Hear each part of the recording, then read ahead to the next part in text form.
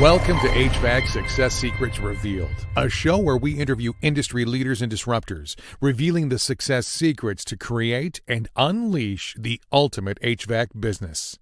Now your hosts, Thaddeus and Evan.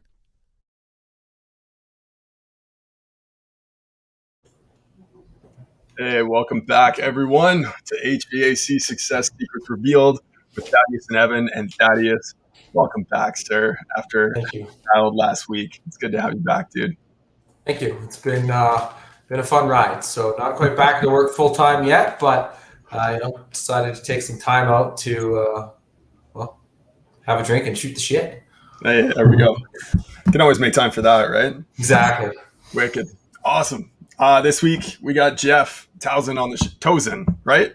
Yes, sir. There it is. All right. Jeff Tauzin from Doug's Service Company down in Thibodaux, Louisiana. Yeah. And, I'm really excited to dive into it today. I mean, you've been in the business for 35 years, working with family, which is always intriguing and interesting and has all kinds of challenges and opportunities within it to develop further relationships, which I can't wait to get into. But Jeff has built his business from the time that he started working with his dad, $350,000, now on pace to do $6 million in 2021. Not only that, but doing it in a population, his town, population of 11,000 people. So a remarkable job of maximizing business opportunities. So I can't wait to get into it today, Jeff. Thank you so much for joining us. Yeah, thanks, guys. Appreciate you having me on. No worries. Cheers. So, yeah, we'll do a little cheers. There you go. Yeah. All right. Well, why don't you give us a little bit of the backstory? How did you get into it? I know, like I said, third generation, but go for it. So, my grandpa started a company called Tauzin Heating and Air Conditioning. Actually, looking up, I got his original graphics right above my desktop here. Nice. And, so kind of got forced into it because, hey, it's family business. So my dad had two other brothers. All the brothers worked for my papa. And, so it was like, hey, grandpa, can I go ride with you today? So, I can remember as being as young as 7 years old, riding with my grandpa, handing him tools, going to get a pencil, paper, notepad. And so really, early on, just being around the business and finding out that I love to work with tools and really love to work with people too, because I still really enjoy that part of the business, going out into people's homes and working with people. So always been around the business, man. It's just kind of started off early on. So that's kind of how I got started. Starting off with my grandpa, which is probably a similar story to many people in this industry, it seems like. So Totally. Didn't really know if I liked to do it, just kind of had to, Forced into it. Yeah. We're going riding today. You get shotgun. Pretty much. That's how it went. Yeah. I love it. Probably looked a little, and I did my first. So, going back to my dad did work for his dad. So my dad was the oldest of three boys. His younger brothers ended up leaving. One became partner in an engineering firm. And then the other one went off to Texas, and he does something for an oil field company and information technology. So my dad ended up staying working for his grandpa. They had a falling out, which was in the early 80s. So over here in the 1980s, they had the oil bust. So, my dad had trouble getting another job. So, but it's just a big stressful thing for the company, obviously. So, oldest son, papa have a falling out. So they never reconciled their relationship. So it was really, kind of a big thing for me to try and work with my dad when he decided to eventually go in business for himself in roughly 1987, 1988. So, and then that's kind of how I got started. So my first job that I did, my first install, I was 14 years old. So I know that's illegal, but my dad dropped me off at a new construction house and left me all the tools and said, hey, I got to go run some service calls. You know what to do. I'm like, okay, all right. So that's kind of how I got started. So that's amazing. That's baptism hilarious. by fire. Yeah, no kidding, right? Especially at 14. Yeah. So you mentioned something quite profound. And I know we were chatting a little bit before we got on the show here that, when your dad and your grandpa, so his dad, were working in business, they had a falling out and they were never able to reconcile that. And we hear that quite a bit, that people, they get into business with their family. One of my best friends, went into business with his family, saying, no, never again. Right. And so you guys, you and your dad made it work. So what are some things that you guys did, some strategies to be able to have the relationship at work, but then also have that relationship away from work? So that's a great question, because obviously we didn't figure it out right away. So early on, I'm 15, 16, 17, 18, 19, and I'm, just typical punk teenager, big ego, overconfident, played baseball, did motocross. And so me and my dad were always kind of at ends. I wanted to do something this way and he wanted to do it that way. And so, like I was telling you guys, I probably got fired at least 5 or 6 times. I quit 5 or 6 times, probably more than that. And it just, and then obviously I'm a teenager, so I'm going out, and back then the drinking age here was 18, and in Louisiana you could get in a bar so at 14 I was probably going to bars, but so, my dad would come and wake me up in the mornings to come to work sometimes because I was still hungover, but, so. Hey, if you're gonna party with the boys, you gotta wake up and work with the men the next day. So one of the funniest stories too is one day, and my dad did refrigeration work too, so we worked on ice machines. So I'm working on an ice machine. He told me something. I was like, and I think he would always give me these menial tasks, and I was like, man, I'm done with this. So I remember I took at that time we had these cowboy button down work shirts, took it off, and our shop was. Our shop was next to the house. So to go home, you just walk across the driveway. So take the shirt off, go to the driveway, and walk across the driveway, and I'm like, I quit. And so then he comes running after me. He's like, let's go. I'm like, what you mean, let's go? And he's like, let's go. He's putting his fist up, and I was like, whoa, hold on. I'm my dad's pretty big dude, so I'm like, whoa, hold on, dude. I'm just so we go out in the yard. I'm kind of taking off running from him. I was like, man, I'm gonna call the cops. And he goes, he's like, call the cops. You're 18. We fighting in the yard. I'm like, anyway, the next day I'm probably back at work.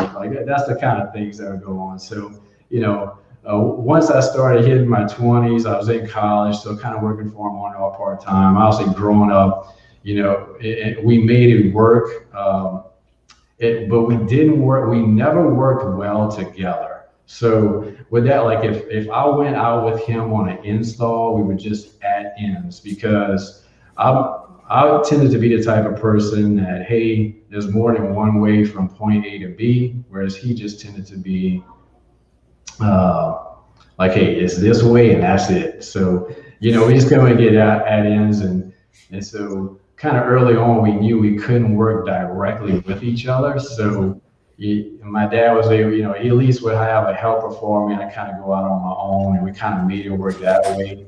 And then I did have a lot of fear that one day, hey, I hope doesn't happen to me and my dad what happened to him and his dad, because they never reconciled their relationship. So, and that's kind of what propelled me into college. And that, also to when I was coming up, kind of when they started a trend hey, you got to go to college, or you're not going to be anything. So I was like, well, I guess I got to go to college. So did the college thing, and then roughly around 04, 05 was when I kind of, I'm 24, 25 years old, and I'm like, hey, I need to do something. Either I'm going to graduate college and go, do something in engineering, or, I really like the aspect of the business thing. So I was like, so sign up to go to college. I'm going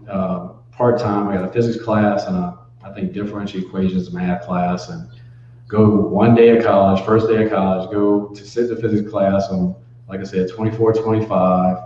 18, 19-year-olds, 17-year-olds talking about what he did over the weekend. And by this time, I'm over that stage. I'm like, hey, I'm ready to get on with my life, ready to make some money.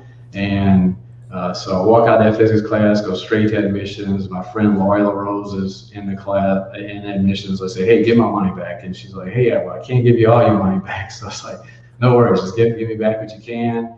And so, they issued a refund. Went back to my dad that night and I was like, hey, look, I want to do this. I enjoy the work, but, I want to build a business. At the time, my dad was piggyback on my mom's insurance. And so we barely had company uniforms. We had, like an old van, old truck. And, it's just, we were working for wages. And so I was like, hey, I kind of joked with him and said, look, I'm going to go work for a competitor here in town named Trent's. And then he was smart enough to realize, like, hey, Jeff's serious. Like, and, when it's strange when you're in a family business too, it's like, family kind of thinks like the only people that can work for you is family. And so I kind of went through that too, whereas I always laugh because every high school friend worked for us at one time. So it's like, yeah, so all my best friends work for us. It's just funny. And then, so kind of 05, we doing, 350 grand a year in total revenue. It's just me and my dad, like a helper. Doing mostly service and installs when we could. And then early on, I was smart enough, I think, is Matt Michelle had a Comanche marketing email. Some kind of way, I don't know how I got on this email chain. So I see that, and next thing you know, I'm joining Service Roundtable.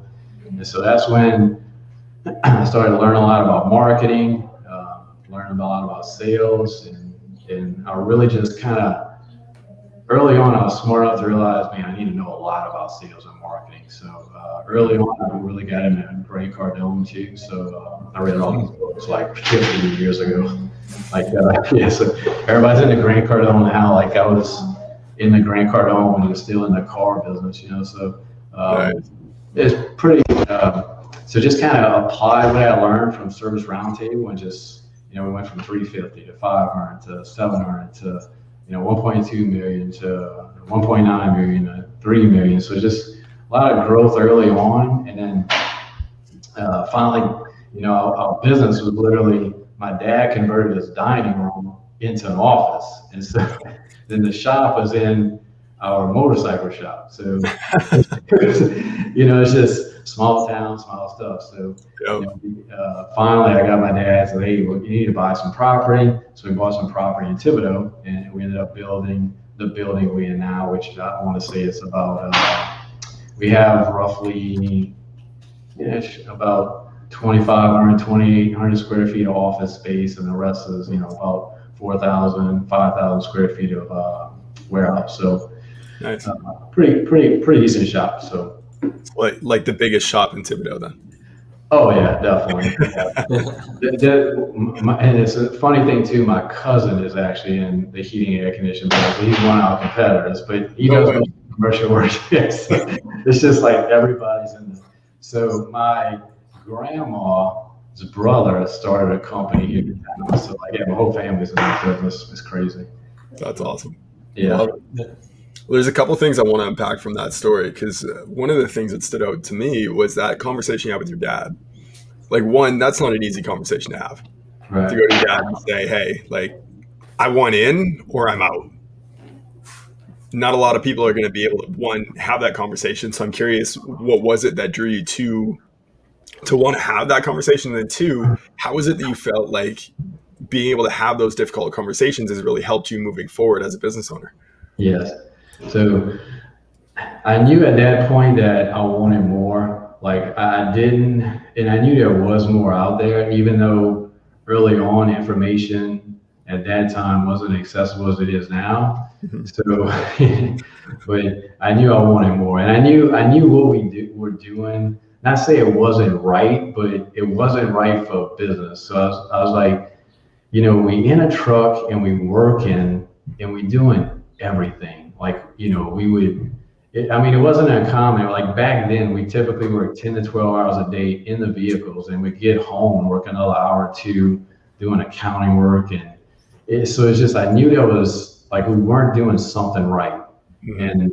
And so my dad was really, he was smart early on to realize, like, hey, I'm good at repairing things and service work, and people really like me. And Jeff's educating himself to learn about business and sales, and I'm just going to do what I want to do. So my dad, like I was telling you guys, worked for me as a service tech for 10, 12 years before he retired.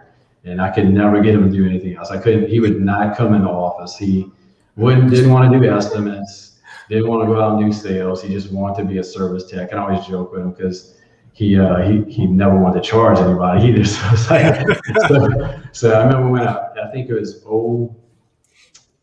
07 that we went to flat rate pricing, or 06 in service. And I still remember going over the old invoices because, of course, I had to make the flat rate book because there's no way he was going to pay $2,000 for a flat rate system at that time.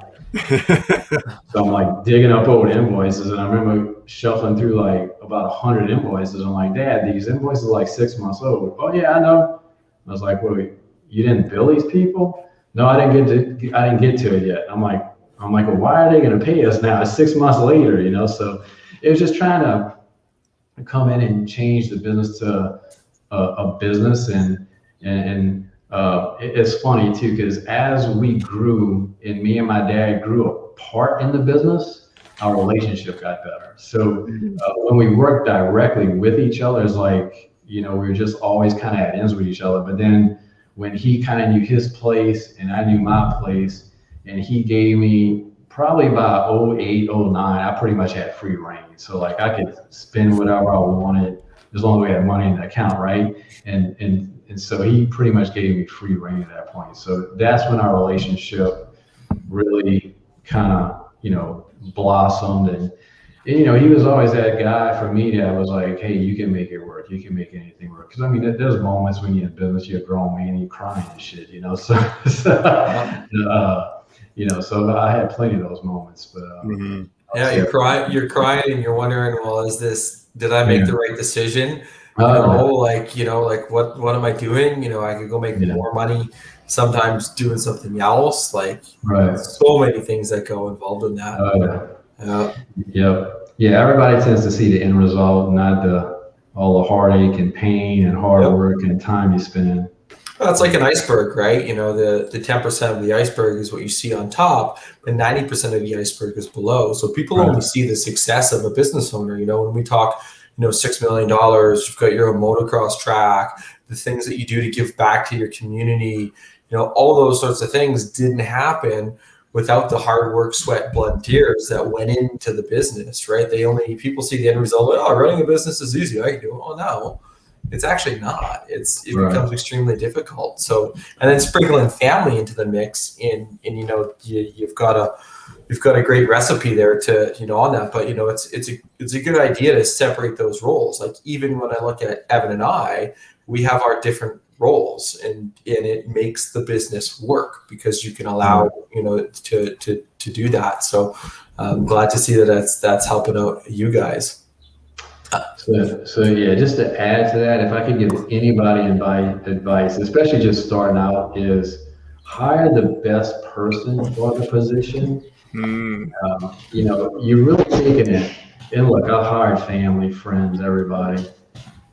What happens is you're trying to take the path of least resistance when you hire family and friends, and that's not going to be the best outcome for your business health and your success. So I had to learn that the hard way. Separate the emotion from it. Right. Sometimes it works because family can be the best person, but it's usually, I'd say 9 out of 10 times not the case. 100%. No, that's a huge nugget. And more often than not, you try to fit the person to the role, the role to the person, not the person to the role. Right. And so what you're saying is definitely find the right person to fit that role. I love that. Got some loud background noise there. That might have been a truck outside. I had to have the window open because my office is really, really hot right now. So I know a guy that could sell you an air conditioner. Right. I know a guy too. I called him and talked to him today. One of the things you mentioned, Jeff, in your story there was learning from Ken and Service Nation. Yeah. So like I said, I joined Service Roundtable in I believe 05, 06. And I don't even think Matt Michelle had launched Service Nation yet. Mm. And I didn't actually join Service Nation until 2013 or 14. Gotcha. So, they had a roundtable event, I believe in New Orleans. So I go to this roundtable event, and Ken Goodrich is a guest speaker. And I want to say Landon Brewer was there too, because Ken, I remember Ken kept referring to the accountant as the fancy lad. So I'm pretty sure it was Landon Brewer. It's just, I remember because it was so funny. He kept saying, yeah, this is my fancy lad. So keep in mind, at this time, I'm doing like 500,000 a year, maybe not even that. I go to this meeting, not really knowing what to expect, just knowing, like, I just wanted to learn. So Ken gets up, he starts talking about his business plan. At that time, I believe he was CEO of ARS. And at that time, for the young people, Ken had a compact disc. And so he says, "Look, we got our business plan together, and it's on a compact disc." So, okay, so they throw this compact disc in, and it's basically a business plan, with the words coming across the screen being narrated by a woman. And, it's like, hey, our business plan is to do $100 million this year with, 20 million on net profit and blah, blah, blah. And I remember watching this audio file video, and I'm like, damn, what the heck? I'm like, man, wow, like we are really like way behind. So it just kind of changed my perspective of what things were. And I mean, other than emailing Ken back and forth a few times and kind of on Facebook, I never even told him about that, but it did play a significant role and kind of a catalyst for me to say, hey, there's way more out there, and there's, people doing, $500 million in revenue, and here we are, trying to do $500,000. So it was, just went home and, waited till about 11 o'clock, so everybody's off their phones, and got on a dial-up internet and started, downloading stuff to do research, So it's kind of how, it's kind of how you did it back then, So. No, 100%. So if you're to go back, like everything that you've learned, you go back to when you're at 500,000. Now you're pacing for 6 million. If you could tell your former self one thing that would have expedited that process to get you to 6 million quicker, what would that one thing be? That is a good question. I know, deep. Every now and again, I come up with good ones. I would say the number one thing would be focus on the one thing you do well and do more of it. Mm-hmm. Use your superpower. So what's the one thing that you do well? I say here, and I'm talking of it not really from a personal aspect, but more business. I say here we do HVAC really well. So focus on residential HVAC service and replacement, period. Love it. Yep. Because you offer electrical, you offer plumbing, right? So do you find that those are kind of distracting and taking away from what you can do with HVAC? No, because we don't allow it to anymore. So nice. Our primary business unit is HVAC, secondary is generators, and third is plumbing, and that's how we tend to focus on them. And early on, being in a small market, I got caught up in residential new construction. Although we never did a lot of spec homes, we did custom homes, which can be just as much as labor intensive. Right. And we got into commercial construction and, bid and spec work. And it just, early on, I got caught up in top line number sales too, which I like to call boardroom talk. So we got $3 million in sales and 15 trucks on the road, bro. So, about 3-4 years ago, I really shifted to, hey, I got to get this bottom line straight. That's what I'm worried about, bottom line. So, we in business to make a profit, and we in business to really maximize profits, to have a healthy company, good, really healthy employees too, be able to provide back for the employees and give back to the community. So you can't do that if you don't make money. So 100%. Well, and you look at that, that's, this isn't meant to throw shade or disrespect to anybody who does it, but that is the flash and dash. We're doing this much, we sold this much. This is our top line. Et cetera, et cetera, et cetera. If you sell $1 million and your profit margins are shit, maybe you've got 3 to 5% instead of getting into 15 to 20%. Like that's why don't people talk about that more, right? So let's ask this without getting into actual specifics of your numbers. What are some things that you focus on to increase your bottom line dollars? Right now, we focus on efficiency, on cost of goods. Labor is pretty much always going to be, one of it should be your number one efficiency. So always working on labor, getting install staged properly, getting guys in and out, and all our installers are on performance pay. But if we can't do a job in one day and rolls into the next day, that means we lost revenue the next day because we got to go back to another job. So we always kind of talk about everything needs to be moved up on the schedule. So in other words, that's everything. And I think I kind of jumped in on a Facebook post the other day that you want that is, but it's kind of I wish I learned this business practice a long time ago because people tend to play it safe. So if I got one install crew, I'm gonna book them install on Monday and I'm leave Tuesday open in case they don't finish. Well, that's not the best way to make a profit, right? So, you have to book Monday and Tuesday with your one crew. And then if you can't get the job done on Monday, they go back, finish it Monday, but then they go start the next job on Tuesday and maybe they finish both of them. So you just really can't play it safe. So it goes through, everything with service. Definitely with sales estimates, we play the same game. Like, hey, if we can move a sales call up, we're moving that up because that means if we sell a job on Tuesday versus a Wednesday, we can get that job in a day sooner. So it's just always trying to move things up on the schedule is a big part. I sit, my office is downstairs. I'm next to the sales and I'm next to my inside salesperson who's responsible for scheduling out the salespeople. So I'll kind of jump in like, hey, move this market lead back and put him on his tech lead now.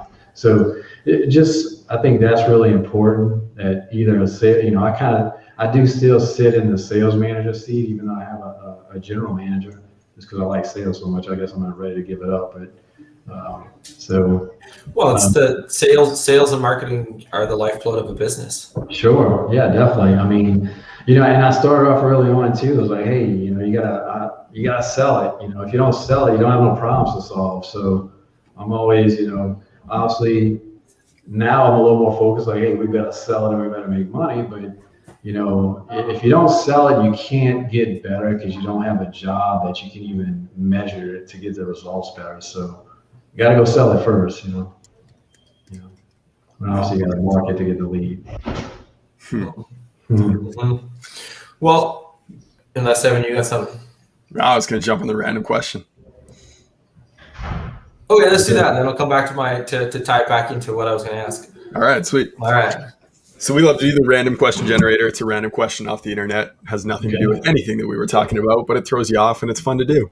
All right. So, Jeff, what would the adult version of an ice cream truck sell, and what song would they play? Wow. Ice cream. Ice baby. And what would they sell? What would be the adult version of an ice cream truck? What would you run out the front door as soon as you heard that music playing because you knew that it was your favorite truck selling what? I'd say whiskey. Nice. Yeah. What about a whiskey flavored Revel, or even a Bailey's flavored whiskey Revel with actually Bailey's in the it? freezer. Yeah. Oh. Wine on wheels. Yeah, wine on wheels. There you go. Yeah. That's wine on wheels. That would also be good. Actually, we had some Smirnoff sangrias with vodka, not wine in them, the other day. My mom brought them over, and they were actually phenomenal. I'm like, I might just have to go get some of those, especially on a hot summer day. It's supposed to be scorching next week for us here in Canada. So, which is like 36 Celsius. I was going to say it hits 90 here. It's crazy. right? I didn't know it gets to 90 in Canada. Celsius or Fahrenheit? That's Fahrenheit. That's Fahrenheit. It's going to be We built our 96. igloos and everything. Yeah, 95 to 97 degrees next week, Wow. where we're at. And we're like, it is hot. We're going to melt. Wow, yeah, that's hot. Yeah, right. So cool. So to come back to mine, we mentioned, sales and marketing. And I know that when you and I had the conversation about the show a little while ago, we talked about your philosophy on marketing and where that comes and how that goes, et cetera. So walk us through, because again, small town, 11,000 people, your trading area. So the greater area that you serve is about 250,000. So you can't necessarily do the full shebang that the guys in, the big million, 2 million, 3 million, 10 million plus cities, right? So what's your philosophy on marketing, and how do you see that evolve for companies that are in smaller centers like yourself? Well, I think if you're going to do, well, obviously you should be marketing. I mean, if you're going to rely just on word of mouth, you're going to have really slow growth unless you got some extravagant referral program in place. So I kind of have my focus is just to be a little bit everywhere and just be consistent. So I kind of follow the, Wizard of Ads approach on radio. I just kind of stay on radio, even though I don't have a big radio ad spend. I stay pretty much on the couple of channels we on, and just, sometimes I go cut spots myself. And most of the time, I just text my rep, like, hey, have the guy cut a spot for me, change this up a little bit. But pretty much stay consistent, do a decent amount of billboards. I like to do a couple more. Right now, budget's kind of set. And then still do a lot of direct mail. Direct mail still works well here. I believe in direct mail. And so I just kind of stick to it, change up some of the offers, and it seems to work well. And then we do a lot of text messaging campaigns now. We do some Facebook marketing. I'm trying to think what's the other major thing we probably do. Obviously website, I mean, we do AdWords, Google LSA, all the standard stuff. And so I believe, marketing, especially today, man, you got to complete that circle, because people are just getting bombarded with ads all the time. So you better be kind of everywhere they turn.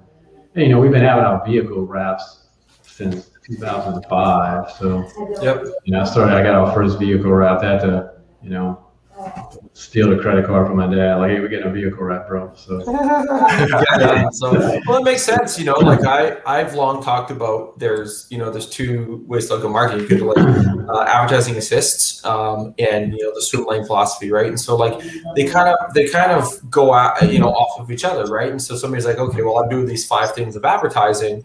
I can bookend and say, okay, I'm going to expect $1 million from each form of advertising. We should have $5 million in sales. Now, at the end of the day, they total up at the end of the year, and they're like, well, I only did 3.5 million. What the heck? One of them isn't working.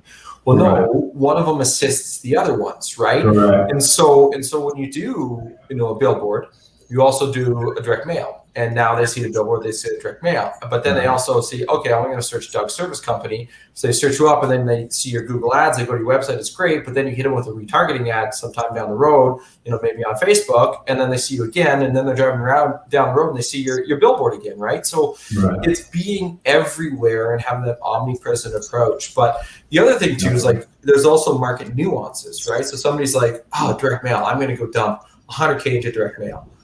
You know what? It might not work in your area, right? Right. Yeah. So there are some nuances, but you've also been doing direct mail for such a long time that people get to know your name recognition in that direct mail. So super powerful piece, and I'm a super huge fan of being everywhere. So I'm glad that you are as well, and obviously we can see the results in the business. Yeah, I think if you're a business and you're just going to do direct mail, you're not going to do it for long, because you're not going to see the response you're looking for. I mean, you got to have, especially like I said, going back, you got to have everything in place. And then as far as marketing budget, I try and keep it under 5% of total sales. And for us, that's a pretty decent budget, because we just don't have a lot of people in our market really spending a lot. So. Yep. Yep. No, Totally 100%. interesting. And that's something that a lot of people need to keep in mind too, right? Like they hear 5%, like, "What? I'm spending 12." Yeah. But if you're in a market where there's 3 million people, well, there's a lot more competition that you got to beat Right. out to get that attention.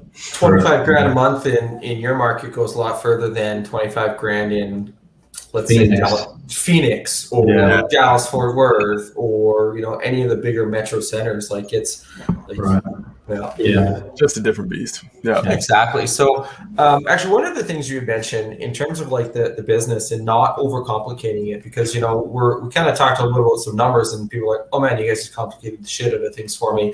You're talking 12%, you're talking 5%, you're like 25 grand, you're like everything. Well, no, let's not try to complicate things here. And we had this, conversation, before we got going, is that, one of the things that you've always tried to do is, to simplify things, right? The more you can simplify things, the better for your business. So when you look at the HVAC, part of it, or I guess the entirety of your business, how have you simplified your business, and how has that led to an even greater level of success? Right. So just everything from comp plans to the systems we have in place to sales process. Over the years, you just kind of, early on, you just kind of keep layering stuff on top, and then it gets really cumbersome and complicated. So, now when so I guess you go back 6-7 years ago when I realized, like, or even longer than that, like, hey, I gotta simplify this stuff again. So, like, keep it Apple simple, right? So, now when we do something, I always look at it, I'm like, hey, is this simple? Can somebody come in and really do this? And there's things we do that's still a little more complex than I like it to be, but trying to keep things simple. I think you always should be looking at whether it's a form or a comp plan, because of course anybody that's on a performance pay system is going to know doing payroll is a beast, right? So especially when you start getting over 10 employees. So if somebody does find a way to make performance payroll simple, please reach out to me. So just trying to, you should always be trying to refine what you do and make it simple. And because when things are simple, people's talents can come out and they can excel. Yeah, 100%. Maybe the HR guy, Ian Schwatanis, could might be able to help out there with some simplification of comp plans. He might be. I actually know Ian. I know Ian pretty good. Yeah. Yeah. We had him on. He was a guest on the show a little while ago, and just the things that you don't think of when it comes to HR, right? I mean, everybody talks sales because that's that's sexy, so to speak. But a good HR basis, helps the business, right? Good compliment helps the business, 100%. So it helps that bottom line. Exactly. When it comes to development, I'm curious what some of your philosophies are around that, because you mentioned it a couple times throughout the show, and working with your team and helping them evolve and grow within the organization. Like a lot of your team, are they really green techs? Like, are you trying to find people that are brand new to the industry, or are you finding like well-trained service techs and just bringing them in? Yeah, so our labor pool here is obviously small, so we don't, and then obviously to try and attract somebody to move here is almost impossible. So we just typically, unless they're in Canada, then you'd be all right. Maybe they're in Canada. Sounds like it's warmer there than it is here right now. So we typically grow them. So we'll hire guys, girls, whatever. Some out trade school. But most of them, no experience. We just look for good attitudes, people that are trainable, people that want to learn. I've had some pretty decent success stories over the years where, put people with no industry experience in a truck running maintenance calls in 30 days and they go out and kill it. So it just really, most people we have pretty well ready to go to be in a maintenance vehicle for HVAC in about 90 days. So, and that's what we do. We bring them in I haven't been playing as big a part as I used to, but I do still go work with each individual. I usually do airflow training, sales training, kind of process training, how to talk to the clients, that kind of stuff. And then my general manager does a lot of training. A lot of training we do is video based. We in a couple different success groups that offer really good training. So we use everything we have that's available to us. We send a lot of people out to, I guess I can give them a shout out to Ultimate Technician Academy, UTA in Arkansas. Yep. Those guys, we've been using them for years. So and once again, they simple process, send somebody there, and they love it. So I've never heard anybody complain about it. So, and that gets them up to speed really quick on the technical side usually. But, soft skills, we'll do soft skills in-house. We bring sales trainers here. So we just, you got to constantly be training. So it's so funny. I was talking about this the other day, the first training class I did personally was in our old shop, probably around 05, 06. I had a whiteboard and 3 buckets. I'm like, okay, y'all sit on the buckets. I'm gonna train y'all. Was this in the motocross garage? The motorcycle? It was. We actually, so early on, we had the office in my dad's dining room. Right. So my dad actually built a metal building over a stick building. So we tore the stick building down partially, air conditioned it. That was our motorcycle shop. So we had to have all the dirt bikes and stuff in the air conditioning shop. Then later on, we moved the office into the motorcycle shop. So the motorcycles had to go out in the heat, so. Yeah. It was, but yeah. So yeah, I've always believed in training. I've had a lot of former employees and a lot of employees thank me, like, man, some of them do work at other companies now, and they say, man, nobody's ever trained us like you have. So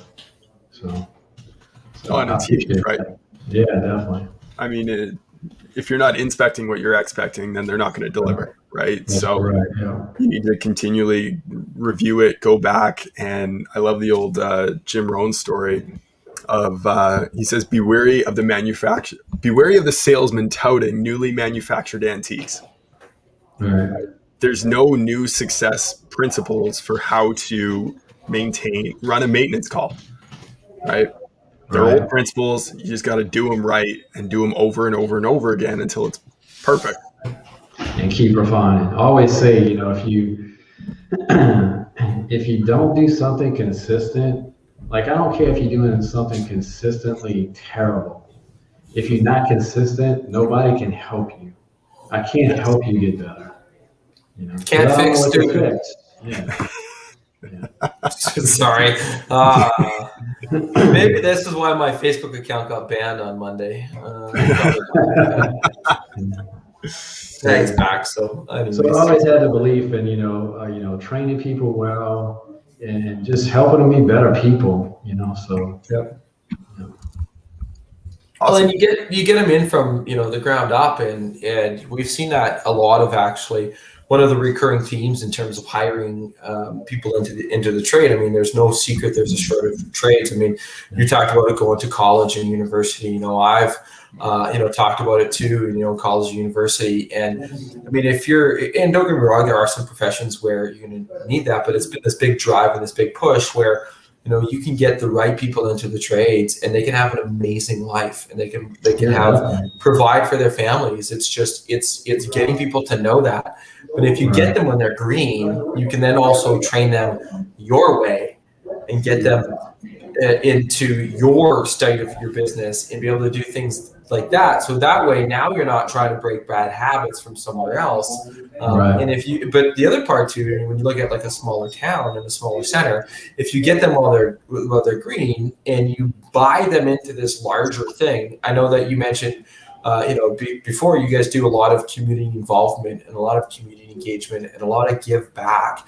And so when you do a lot of that give back and a lot of that engagement, now people can be proud to say, I work with Doug's. And because they see that name recognition on there. So it's also kind of the double thing in smaller centers. So so as we start to wrap things up, we obviously want to shamelessly plug our guests for them. So if you want to get in touch with Doug, you can find him on the web at www.tauzin. Sorry, Jeff. Hey man, new baby brain. I'm literally all dogs. It's funny because I like, if I'm doing something like, oh, I need this from the garage, I'll walk into the garage and I'm like, what did I even come in here for? And I stand in the garage for like a minute trying to figure out what it is. Can't remember, and I leave. And then like an hour and a half later, I'm like, oh yeah, that's what I was getting, and I go in and I get it, right? Like, it's just gotta love having a new baby. So reach out to Jeff, calldogs.com. We'll put these in the bottom of the show notes. If you want to hit him up on Facebook, it's facebook.com/jeff.tauzin.96. Send him an email, jt@calldogs.com. Or if you want to hit him up on the old phone, 985-637-4410. Of course, those will all be at the bottom of the show notes for you. So you don't have to worry about rewinding and listening to me say that really fast. Awesome. Well, as we do wrap up, I did want to ask you, Jeff, what's one question that you wish people would ask you more, but they don't? Damn, that's actually a good question. You usually got a couple good ones. Yeah.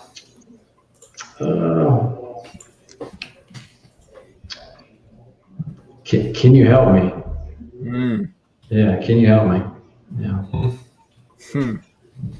Oh, profound, because people have this thing of those words. I need help. Right? Yeah. 3 words that people have a tough time uttering because it's this pride thing that they got to get swallowed and get out of the way. But you know what? No, if you might as well just ask for it. People are going to give it to you. Yeah, I think too. Being a business owner, CEO, sometimes people, they're going to be intimidated. Mm-hmm. So can you help me? Yeah. So I think sometimes people wait too late. I'm guilty of it myself. So. Absolutely. Well, I will say this too, for anyone that has been inspired by Jeff's story and you too are struggling in your business and you find yourselves in a similar space to where he was when he took over the business from his dad, $350, $500 a year, struggling to get through to that next level. Reach out, his number again, 985-637-4410. Text him, help me, and he will. That was good.